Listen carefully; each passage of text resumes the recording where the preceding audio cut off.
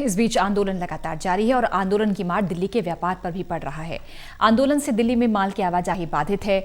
माल की आवाजाही प्रभावित होने के साथ ही कारखानों में कामगारों की किल्लत शुरू हो गई है। दरअसल बड़ी संख्या में कामगार दिल्ली के सीमावर्ती शहरों से आते हैं। किसान आंदोलन से सीधे तौर पर ट्रांसपोर्ट से जुड़े कारोबार पर पड़ा है। जानकारों के मुताबिक दिल्ली में रोजाना तकरीबन 700 करोड़ रुपए का कारोबार होता है, जो कि नुकसान में है।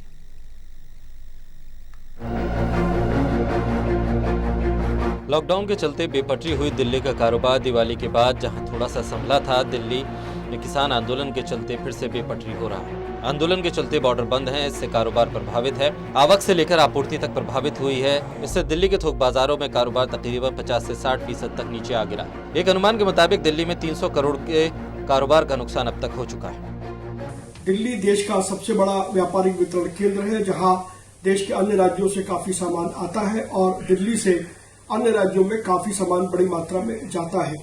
किसानों के आंदोलन के कारण से बहुत सारे बॉर्डर सील भी हैं और जो बॉर्डर्स चालू हैं उनके ऊपर काफी जाम है, स्थिति चौक है। उसके बावजूद भी हमारे ट्रांसपोर्टर्स भाइयों की मदद से लगभग 60% से ज्यादा सामान दिल्ली के अंदर आ रहा है। Confederation of all India traders ने आज all India transport welfare association के चेयरमैन श्री प्रदीप सिंघल और उनके साथियों के साथ बातचीत की है और हमने ये निश्चित किया है कि दिल्ली में आवश्यक सामान की आपूर्ति को किसी भी तरीके से रोका नहीं जाएगा।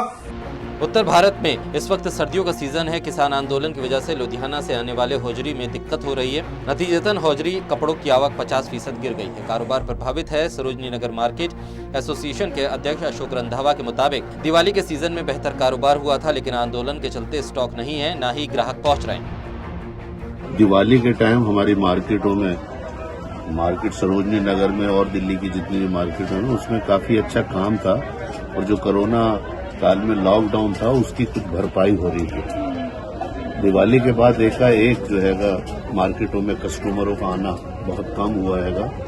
दूसरा, जब से ये किसानों की वजह से सारी बॉर्डर जो है दिल्ली के आसपास जो बंद है, एनसीआर से जितने भी कस्टमर आते थे, लोग आते थे, उनका आना जाना नहीं हो पा रहा है, जिसकी वजह से मार्केट में बहुत सेल कम हो गई है। अगर परसेंटेज के हिसाब से बोले तो कम से कम 50 से 60% सेल एकदम कम हुई है।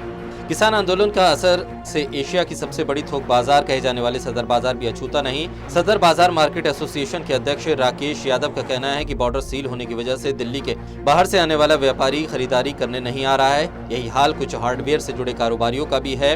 कारोबार पे 30% तक का असर पड़ा है। किसान आंदोलन के चलते फल सब्जियों पर भी इसका असर पड़ रहा है। सरकार नए कृषि बिल में जिस बिचौलियों और भ्रष्टाचार को खत्म करने का दावा कर रही है, इस आंदोलन की आड़ में कई ऐसे लोग हैं जो लोगों से मनमर्जी के दाम वसूल रहे हैं।